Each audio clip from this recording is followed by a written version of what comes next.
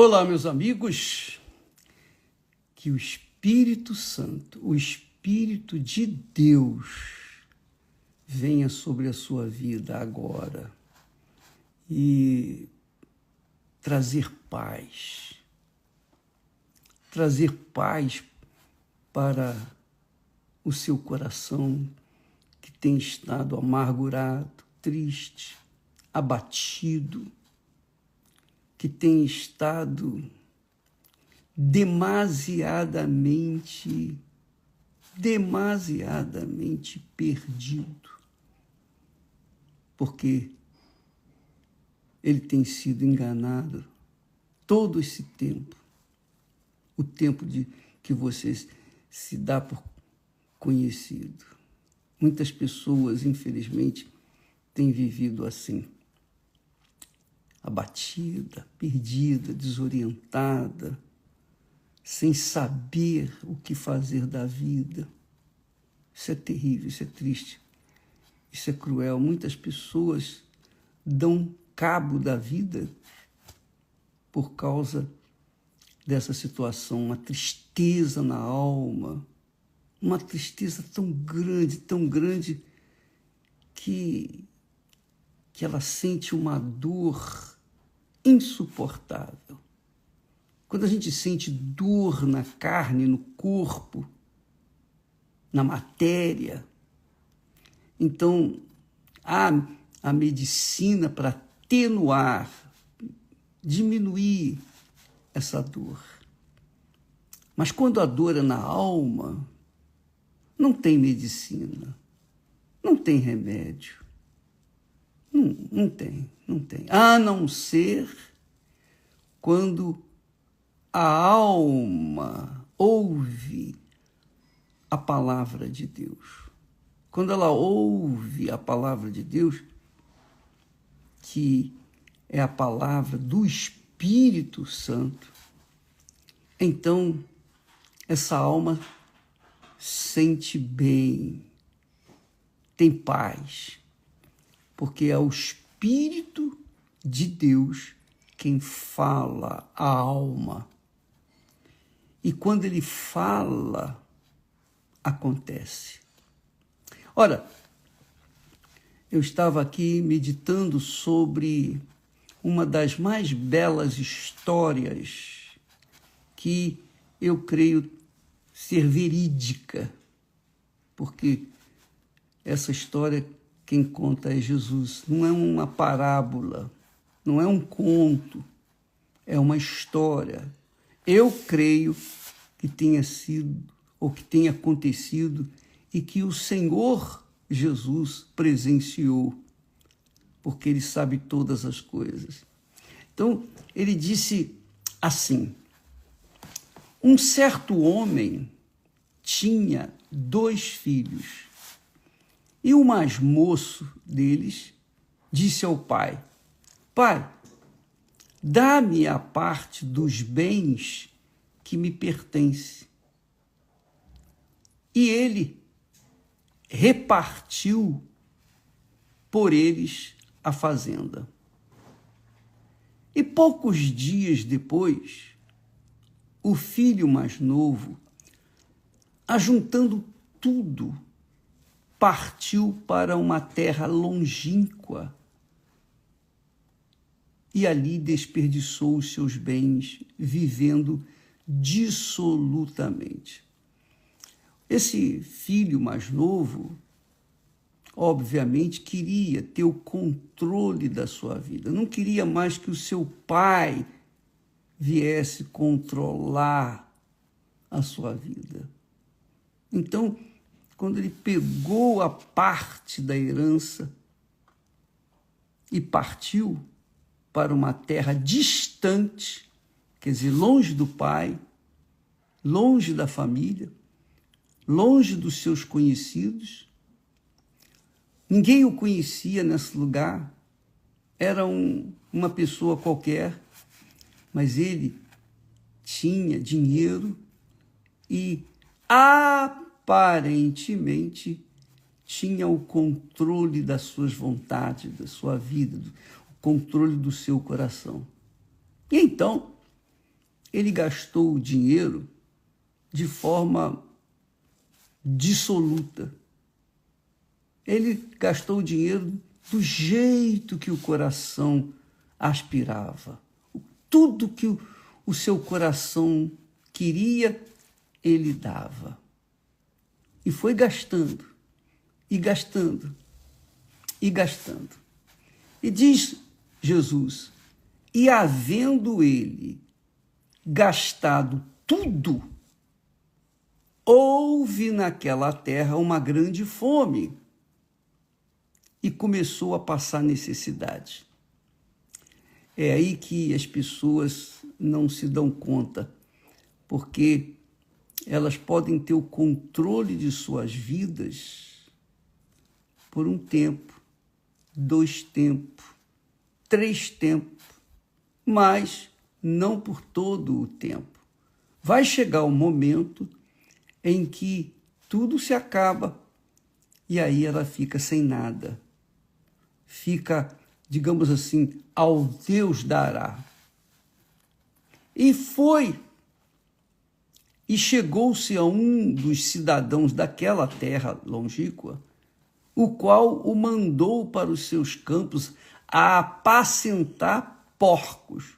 Quer dizer, é interessante, porque ele era filho de um homem rico, riquíssimo, mas querendo satisfazer ao seu coração, ele acabou sendo escravo, servo dos outros e, pior, apacentando porcos, vivendo no meio dos porcos.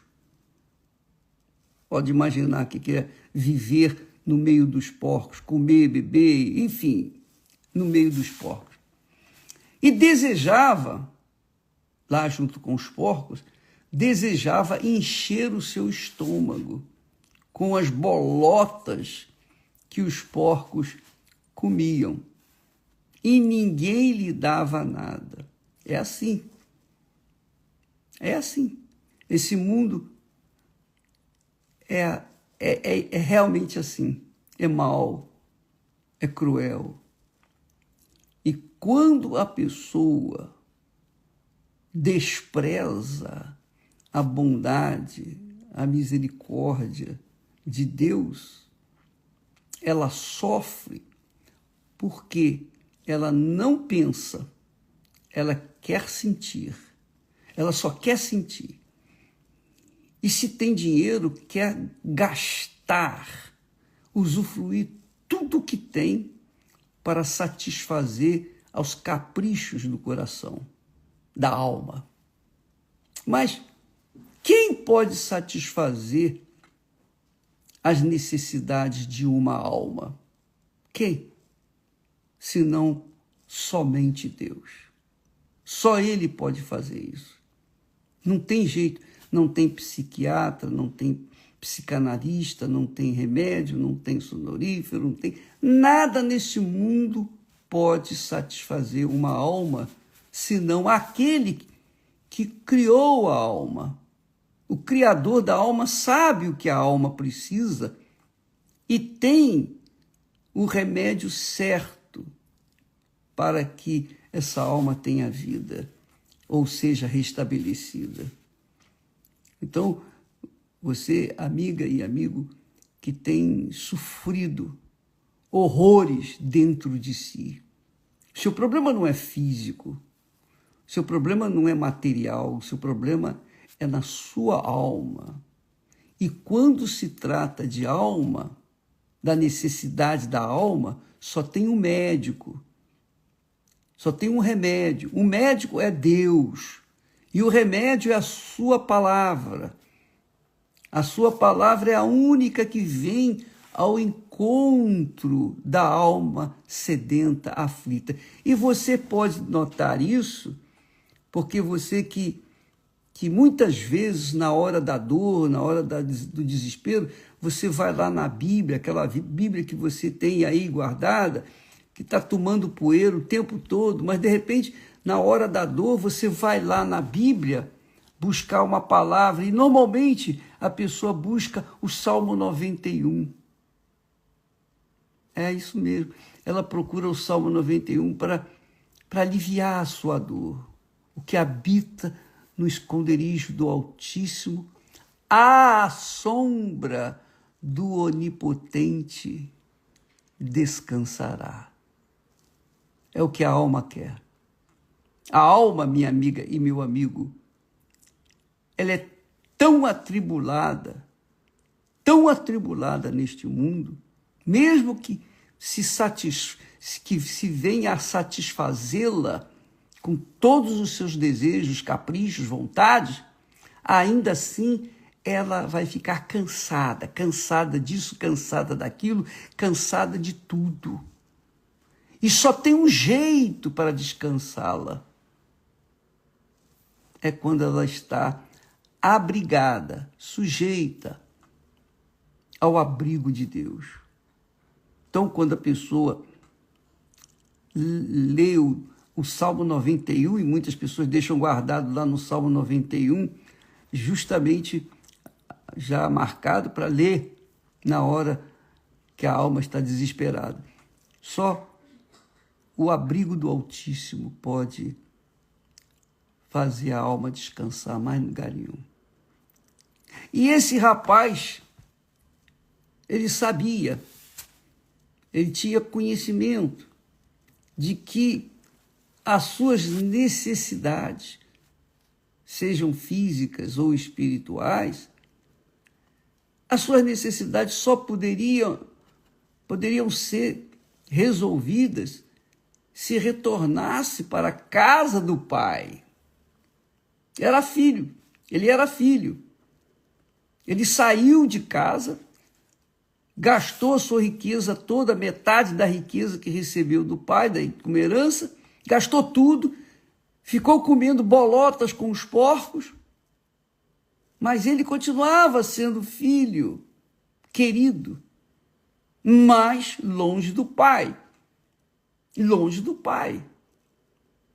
Então ele caiu em si, pensou, raciocinou, aí já não veio mais o coração, não veio mais a alma, foi o raciocínio, foi o espírito dele que disse, vem cá. Ele chegou à conclusão, poxa vida, quantos trabalhadores de meu pai têm o melhor, e eu estou aqui tentando matar minha fome com a mesma comida dos porcos. Você pode imaginar que comida deveria ser. Quantos trabalhadores, empregados de meu pai, têm abundância de pão e eu aqui pereço de fome? E você sabe disso, minha amiga, meu amigo. Você se afastou do convívio da fé, do convívio da família de Deus, dos filhos de Deus, dos irmãos. Os irmãos. Você se afastou de Deus. E ele não pôde fazer nada, porque ele lhe havia dado, como ele tem dado, o direito, a liberdade nossa de decidir a nossa vida, fazer a nossa própria escolha, quer para o bem, quer para o mal, que dependia somente da gente. E você escolheu fazer o que era mal, porque você deu ouvidos à voz do seu coração, à voz da sua alma caída, prostrada. E aí chegou aí para o chiqueiro juntar-se aos porcos e comer das suas bolotas. Mas esse filho pródigo, ele pensou. E quando ele pensou, raciocinou, quando ele chegou à conclusão, chegou a seguinte conclusão, quantos empregados de meu pai têm comida a fartar, abundância de pão, e eu estou aqui passando fome? Não, ele decidiu, vou me levantar, vou ter com o meu pai e vou dizer: Pai, pequei contra o céu e perante ti. Quando a pessoa peca contra Deus, peca contra o céu, contra tudo. Já não sou digno de ser chamado teu filho. Faze-me como um dos teus empregados. Ele pensou assim, lá junto com os porcos. Ele teve um raciocínio lógico, inteligente. É a fé inteligente, né? A fé inteligente apela para o que é, a fé inteligente apela para o que é realidade, o que é real. E tudo que está escrito, prometido na palavra de Deus, é real. É real. É só colocar ou determinar, seguir a essa palavra, seguir os passos desta palavra, que a alma é satisfeita. O problema é resolvido. Ele disse: já não sou digno. Vou dizer para o meu pai: pai, já não sou digno de ser chamado pelo teu nome. E diz o texto que Jesus falando, levantando-se, estava caído, e levantando-se, foi para o seu pai. E quando, olha só, e quando ainda estava longe, o seu pai o viu e se moveu de íntima compaixão, profunda compaixão, e correndo, foi ao seu encontro e se lançou ao pescoço do filho e o beijou. Que maravilha! Que maravilha! Quer dizer, o filho vinha sujo, fedendo a cocô dos porcos, aquela comida, as bolotas dos porcos, que era uma lavagem. Ele vinha fedido, podre. Ele vinha todo derrotado. Mas ele vinha. E é isso que importa.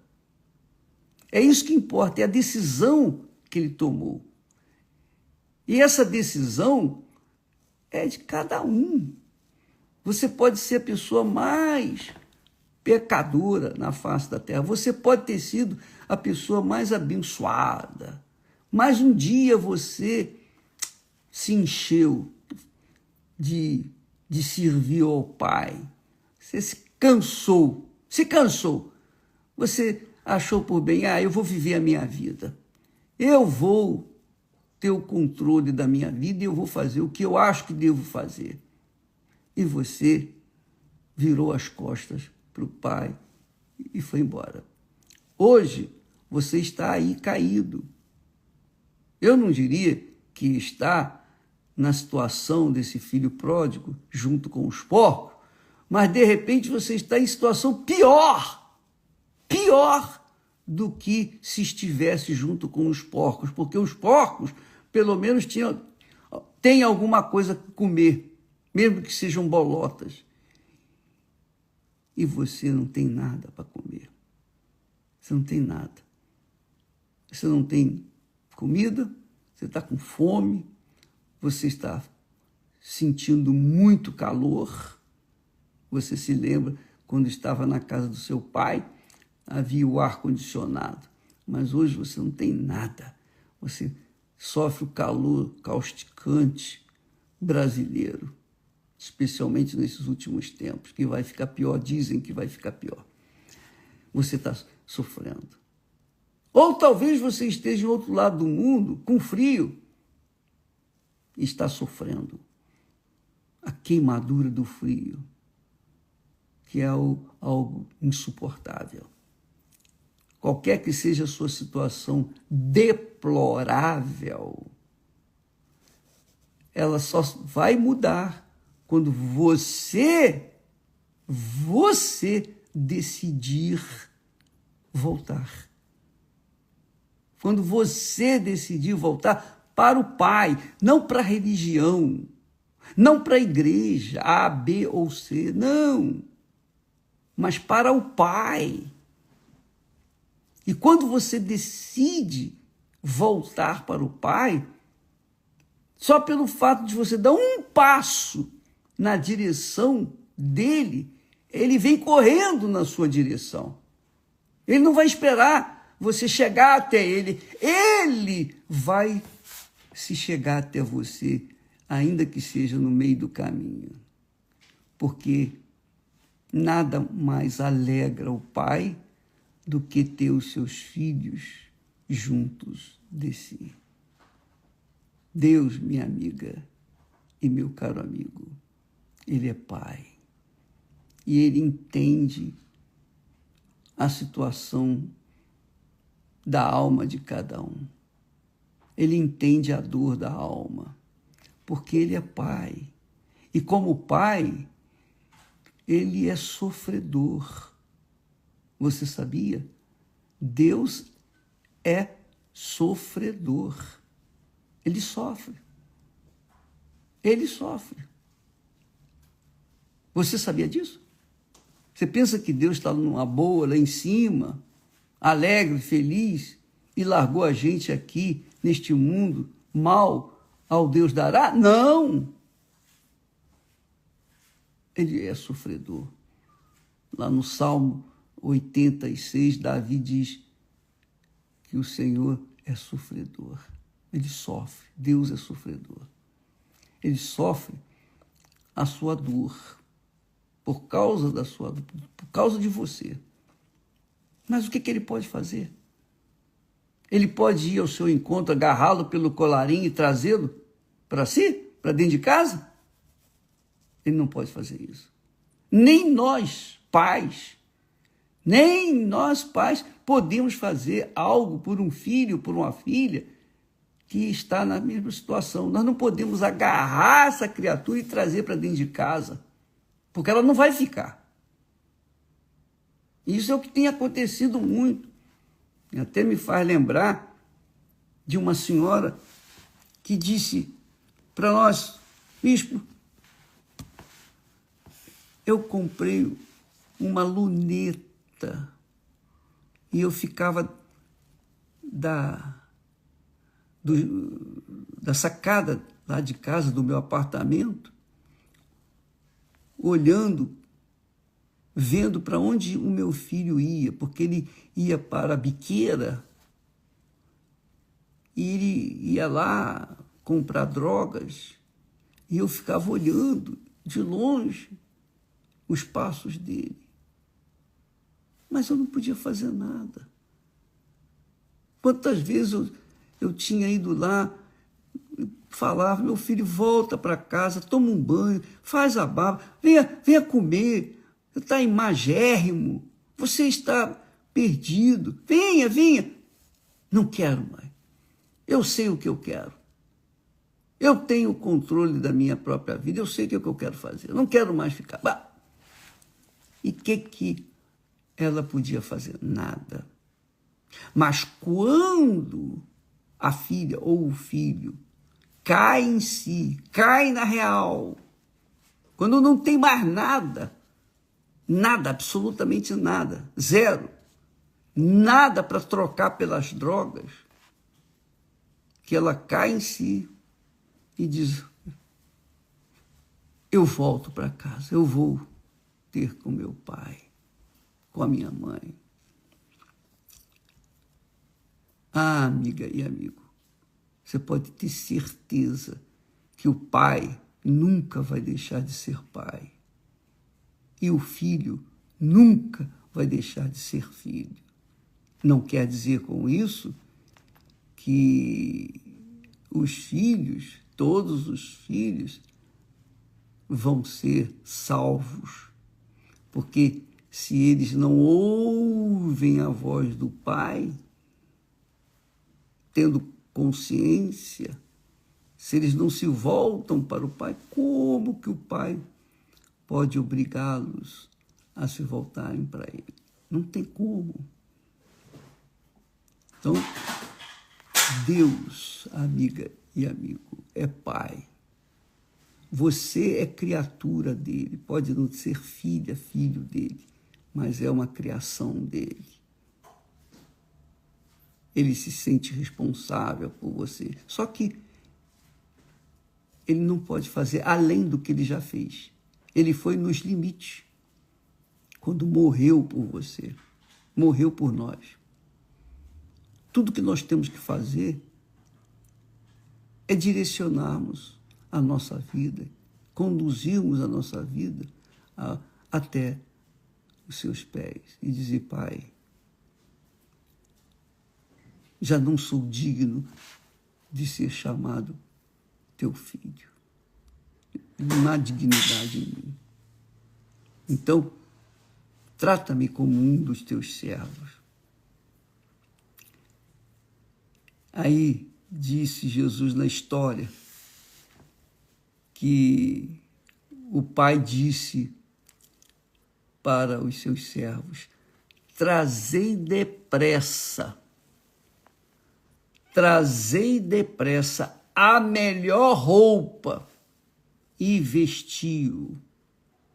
Ponde-lhe um anel na mão, símbolo de honra. Primeiro trocou a roupa suja dele, depois, que é o que Jesus faz na nossa alma, né? O seu sangue lava a nossa alma, limpa a nossa alma e veste a nossa alma de salvação.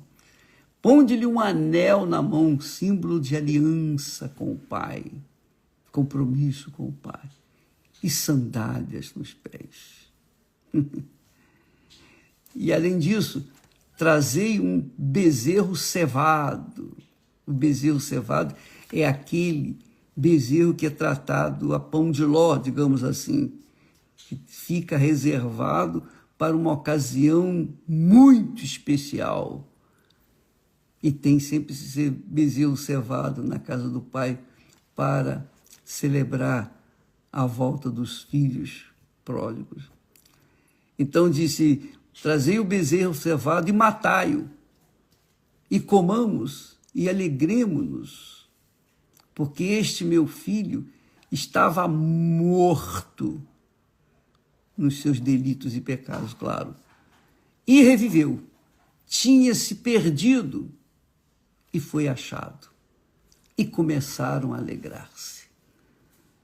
Começaram a alegrar-se. Então houve festa para a volta daquele filho.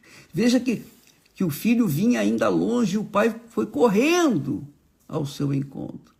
Então, quando você que se acha nessa situação, você deixou a casa de seu pai, tenha sido justo ou injusto, por qualquer motivo, o pai está esperando uma decisão sua. Eu quero voltar. Pronto. Quando você vira na direção do pai e vem e dá o primeiro passo, ele vem correndo para abraçar você. Isso se chama fé. A fé. Um passo que você dá na direção de Deus, ele vem correndo na sua direção. Então, você que tem estado afastado da sua congregação, e eu não digo na Igreja Universal do Reino de Deus apenas, não. Seja qualquer igreja, onde você começou, enfim, você quer voltar para a casa do seu pai, volte para ele. Seja na igreja A, B, C ou Igreja Universal do Reino de Deus, fique à vontade. É seu critério, você tem o direito de escolher servir ao Pai na igreja que você achar melhor, se sentir melhor. Mas o importante é que você volte. E Jesus não terminou aí, né? Ele diz que o seu filho mais velho, que estava no campo, estava trabalhando, quando veio e chegou perto de casa, ouviu a música e danças, alegria, havia festa. Então, ele chamou um dos servos e perguntou: o que é aquilo? Aí, um dos servos disse: o teu irmão voltou e teu pai matou um bezerro cevado e deu a festa, porque o recebeu são e salvo. E saindo o seu pai, mas ele, o irmão, O irmão, eu diria assim, não é irmão, o irmão se indignou e não queria entrar e participar daquela festa. Então o pai veio o pai e rogava-lhe, dizendo, entra, vamos participar da festa. E ele disse, não, pai, eu te sirvo há tantos anos, sem nunca transgredir o teu mandamento, e nunca me deste um cabrito para alegrar-me com os meus amigos. Vindo, porém, este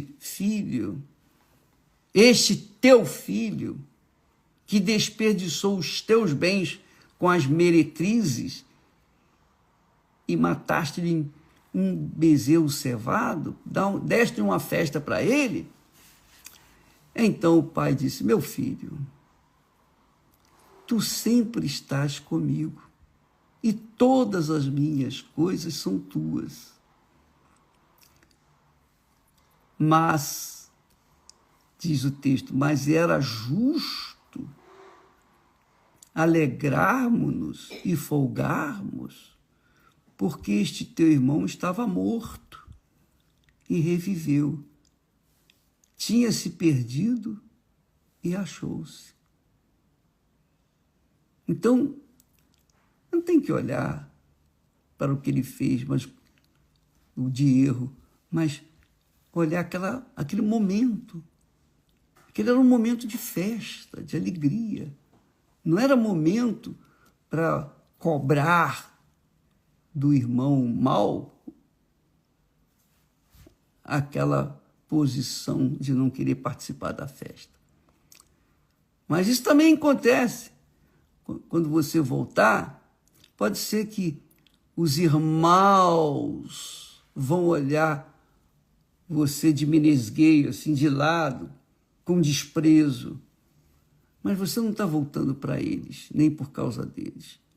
Você está voltando por causa de si mesmo e, sobretudo, para ter comunhão com o Pai. Entendeu, minha amiga e meu amigo? Faça isso. Não custa nada. Custa nada. Custa sim você dar a meia volta e seguir na direção do Pai, que Ele está esperando por você. Deus espera por você, minha amiga. Deus espera por você. Independentemente do que as pessoas, os irmãos, pensem, achem, julgam, não interessa. O que importa é você e o Pai, ou o Pai e você.